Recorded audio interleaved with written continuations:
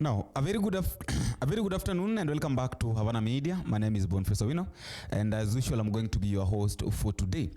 For the doctors who are here, I really don't know what is happening. I really don't know what's wrong with me. I went to the hospital, I did a test, they found that maybe it was malaria, I was given drugs I've taken, but still no change. Maybe if you're a doctor and you're watching this video, because I know that different people are watching these videos, I normally, these videos normally being watched with different people, the engineers, doctors, teachers, different people.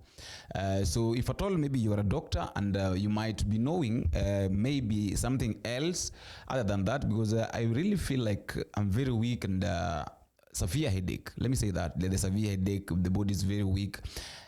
Sometimes inachemka, yani ni kama unaweza kufikiria kwamba ni kuna jiko ambayo imewekwa hapo, yani inachoma kitu, mwili yachomeka sana, yani mwili moto. So maybe you can tell me the problem that I may be having, so that at least I can know what to do. Now, today's video, I want to talk about something. We know very well that Parliament have resumed. Yesterday, they were vetting the CSS who are being sworn in today by the president. And there is something that Junet Mohammed said. Junet Mohammed said that as a CS, if you know very well that you're not going to work for Kenyans, that you're only going to concentrate on working to serve your village, to serve your area, then it is better you be a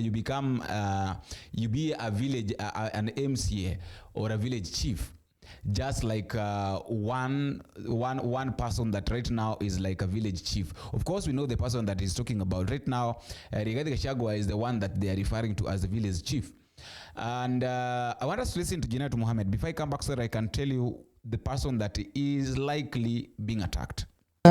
So I want to emphasize on the issue that cabinet secretaries must serve all Kenyans. If you want to serve your village, go and become an MCA. Don't become a minister or a chief. Like the way I see now, there's a senior chief now who's meeting people in Wamunyoro. Every day they are meeting there. You are now just local chief there, just meeting people there. You expect me to travel all the way from Nairobi to go and meet somebody in that village? What is the name of that village? Wamunyoro. I can't go, Mr. Speaker. So if you want to be like that, just go to your village. But if you want to serve Kenyans, if your desire is to serve Kenyans as a cabinet secretary, then serve. Now, Junet Mohammed talking about CSS wanting to serve their villages or wanting to serve their areas. I think he's referring to one of the CSS, that is Opiyo Wandayi. There is something that Opiyo Wandayi said. Let me just read it for you here. Opiyo Wandayi said, on 6th January of 2025, I'm convening a meeting of all Luo MPs in my Nairobi office to agree on a roadmap to implement critical energy projects in our region. So are you seeing? So it's like Junet Mohammed felt like, okay, these guys, they only want to work for their region instead of working for others. But of course, we also have to understand that Junet Mohammed also wanted to become a CS. It is only that things happened, and he has not been, he is not among the people that were supposed to be CSS.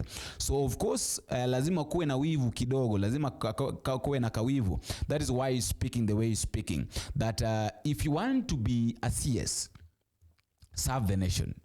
Don't serve your area. That is story number one. Story number two is the same Junet Mohammed. Same Junet Mohammed is trying to blame the SRC. That is the salaries and the remuneration commission, by saying that the SRC thinks that being a politician is easy. And it's like it's trying to say that the MPs normally cares about their areas. Like after they've been elected, they go to the parliament, they sit in the offices, they think on how they can build roads. Speaker, public service is a calling.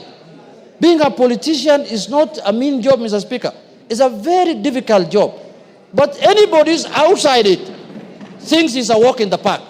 He thinks, when they see you, the most prestigious thing you see with a member of parliament is when his escort opens for him the door. People think that is the most important thing, the most important. That's what they see. Mr. Speaker, it's a very, very daunting task. is a job that is not a joke, Mr. Speaker. You have to think of your constituents. You have to think of Kenyans. You have to make sure you pass the right laws here. You have to be present when those laws are being passed. You have to make sure that services are provided to your constituents, Mr. Speaker.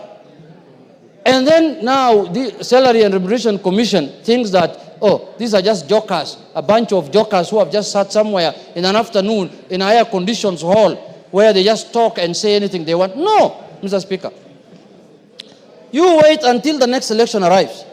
You will see every constituency will have over 20 aspirants. If the job is that useless, why are people going for? Why can't you leave the one who's there just to continue? It shows you how important this work is.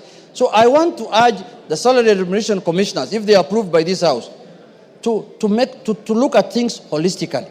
Let them not be duped that if you deal with politicians, is when Kenyans take you serious. You are mistaken, my brothers and sisters. You are mistaken. So, but in spite of all that, I want to ask the House that we also need SRC Commission as a commission, because they are doing a very important constitutional duty, Mr. Speaker. Because, you know, the disparities in the wage bill, the disparities in the remuneration in this country, Mr. Speaker, must be harmonized. The low-cadre person must feel that he's doing a good service and is being given a good remuneration as the highest person paid, Mr. Speaker. That is their work, and that's why we need them, and that's why I urge this House that we pass the SRC Commission so that Kenyans can also enjoy the fruits of their new constitution, Mr. Speaker, by giving them these commissions that are supposed to deal with those aspects in the running of the country, Mr. Speaker. With those few remarks, Mr. Speaker, I urge the House to pass this commission so that we have a commission in place that can deal with those issues so that they can help also the executive manage the wage bill, Mr. Speaker. Now, my question is this. How many of these MPs normally cares about the places they're elected to? How many of these MPs normally care about their areas? None of them. Very few. Okay, if maybe there are some, but there are very few of them who cares about the areas, the places where they are elected. Because right now, if you try to look at the members of parliament that are working, there are very few. Maybe just mention a few. Somebody like Ndindi Nyoro and somebody like Peter Salasia, whom are being questioned where they get money that to use for the projects, unlike others. That why is it that others are not doing the projects for their areas, but these ones are doing projects? Where are they getting the money? So are you seeing such kind of question that people are asking? People want answers. That why is it that our members of parliament that we elect don't work for us, but now these other ones are working? Where are these other ones getting money? The answer is very simple. The members of parliament, once they are elected, they go to the parliament, they go to do their own things. They have got businesses abroad. They open businesses abroad. They don't even care about the other people that are down here. That is the problem. After all, guys, that is all I have for today. And let me also know what you think in the comment section. But just a reminder, if we are meeting for the first time, don't forget to take a minute, click the subscribe button. You can also like, share, do me a comment in the comment section. Tell me what you think and where you're watching this video from. Until we meet again, I've been your host, Professor Wino. Bye-bye.